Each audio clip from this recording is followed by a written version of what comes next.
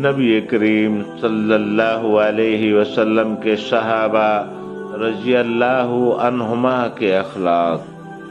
حضرت عبداللہ بن عمر رضی اللہ تعالی عنہ فرماتے ہیں کہ قریش کے 3 آدمی ایسے ہیں جن کے چہرے سب سے زیادہ خوبصورت اور جن کے اخلاق سب سے زیادہ اچھے ہیں اور جن میں حیا سب سے زیادہ ہے۔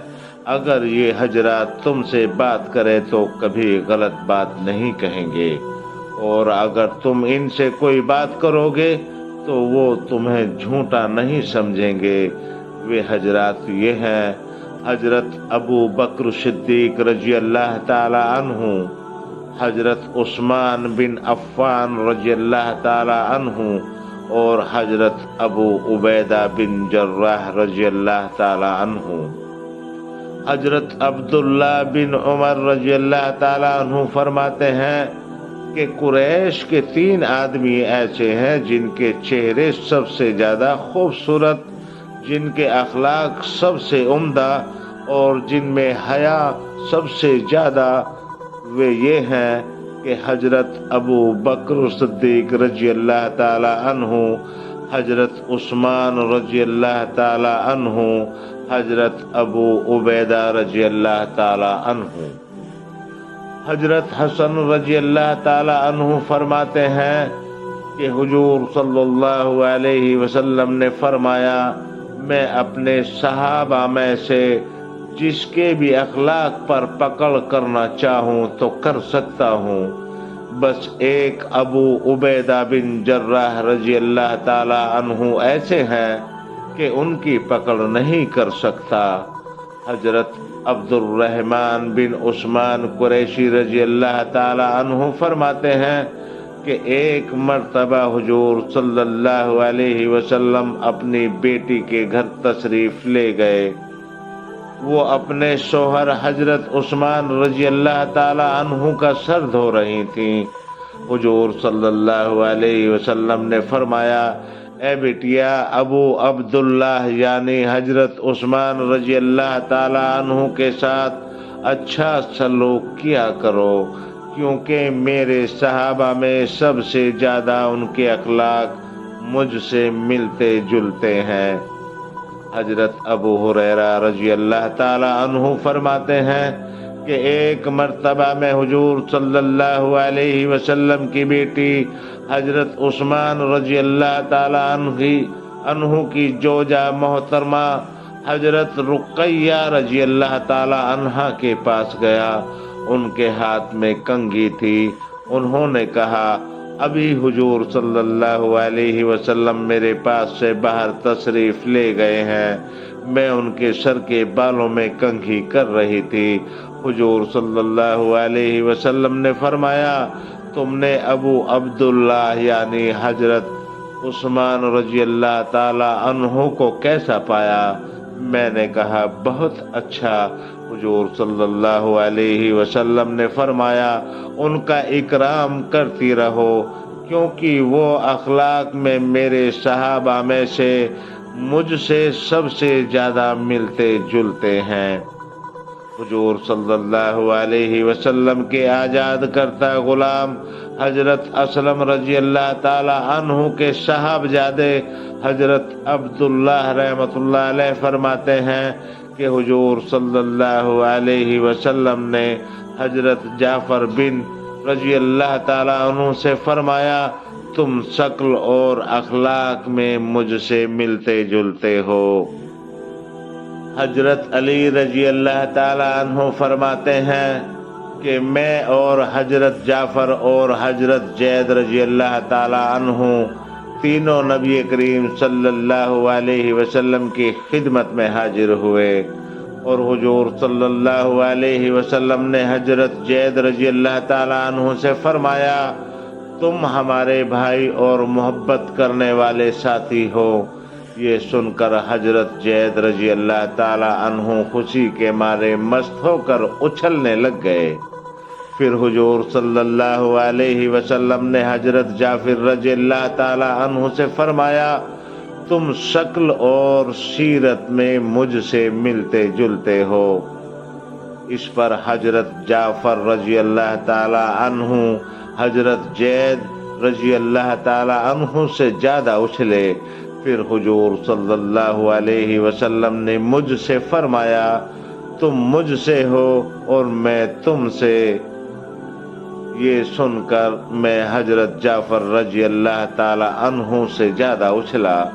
حضرت اسامہ بن زید رضی اللہ تعالی عنہ فرماتے ہیں نبی کریم صلی اللہ علیہ وسلم نے حضرت جعفر رضی اللہ تعالی عنہ سے فرمایا تمہارے اخلاق میرے اخلاق جیسے ہیں اور تمہاری شکل و صورت مجھ سے ملتی جلتی ہے، اس لیے تم مجھ سے ہو، اور اے علی رضی اللہ تعالی عنہ تم مجھ سے ہو اور میرے بیٹوں یعنی میرے نواسوں کے باپ ہو۔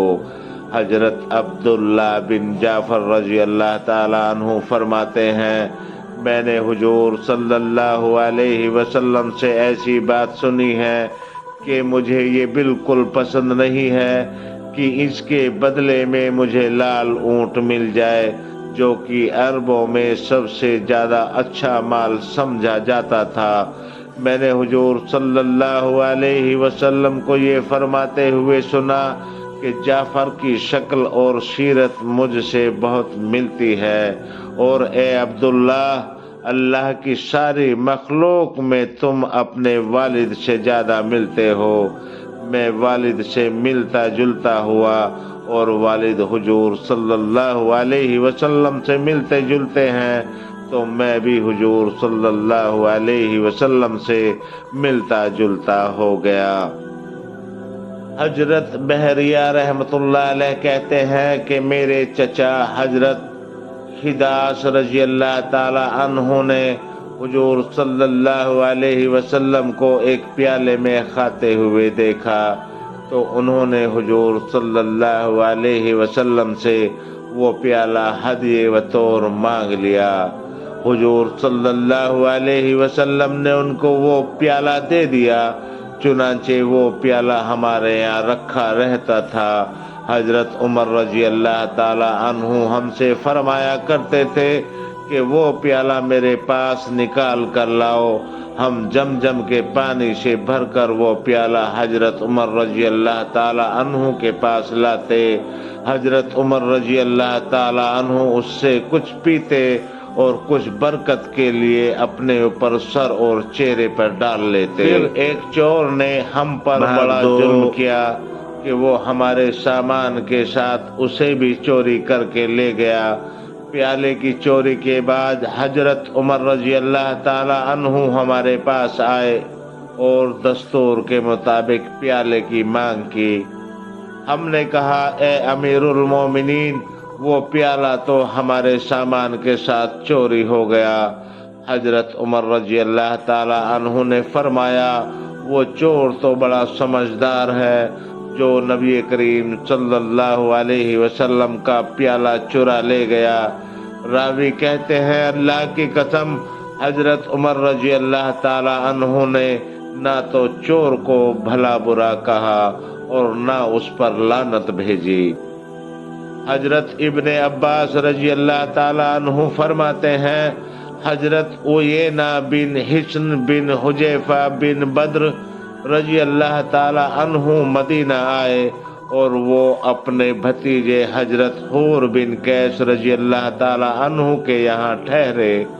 حضرت حور ان لوگوں میں سے تھے جنہیں حضرت عمر رضی اللہ تعالی عنہ اپنے قریب رکھتے تھے، اور عبادت گزار علماء ہی حضرت عمر رضی اللہ تعالی عنہ کی مجلس شورا میں ہوتے تھے، چاہے وہ جوان ہوتے یا بڑی عمر کے۔ حضرت عیینہ نے اپنے بھتیجے سے کہا اے میرے بھتیجے تمہیں امیر المومنین کے یہاں بڑا درجہ حاصل ہے، تم ان سے میرے لیے آنے کی اجازت حاصل کر لو۔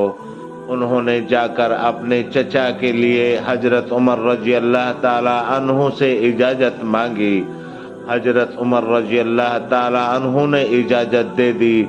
جب وہ حضرت عمر رضی اللہ تعالی عنہ کے پاس گئے تو ان سے کہا اے ابن خطاب دیکھو اللہ کی قسم آپ ہمیں زیادہ نہیں دیتے اور ہمارے درمیان عدل کا فیصلہ نہیں کرتے ہیں۔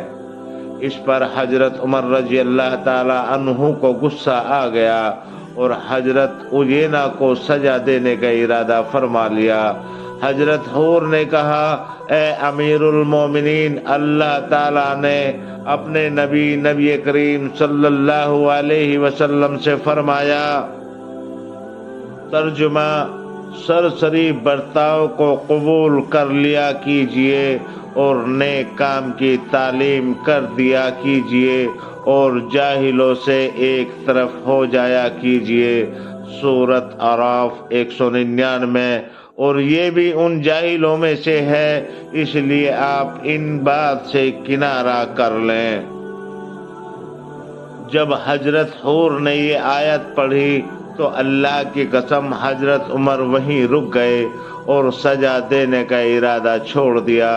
اور حضرت عمر رضی اللہ تعالی عنہ کی یہ بہت بڑی خوبی تھی کہ وہ کسی کام کا ارادہ کر لیتے اور انہیں بتایا جاتا کہ اللہ کی کتاب اس کام سے روک رہی ہے تو فوراً ارادے کو چھوڑ دیتے اور ایک دم رک جاتے۔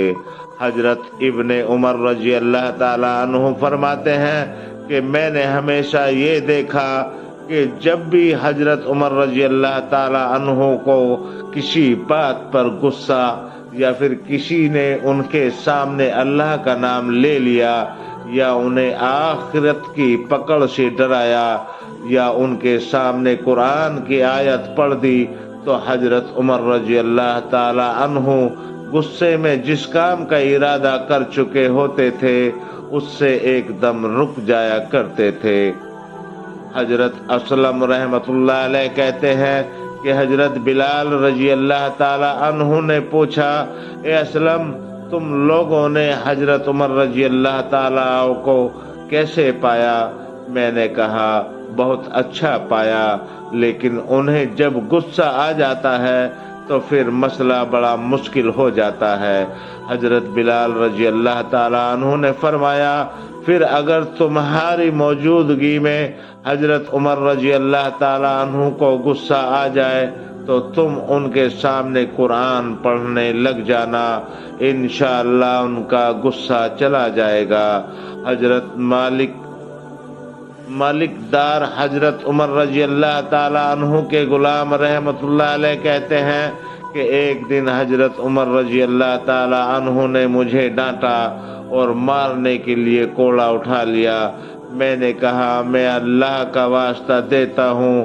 اس پر حضرت عمر رضی اللہ تعالی عنہ نے فوراً کوڑا نیچے رکھ دیا اور فرمایا، تم نے ایک بڑی ذات کا مجھے واسطہ دے دیا ہے۔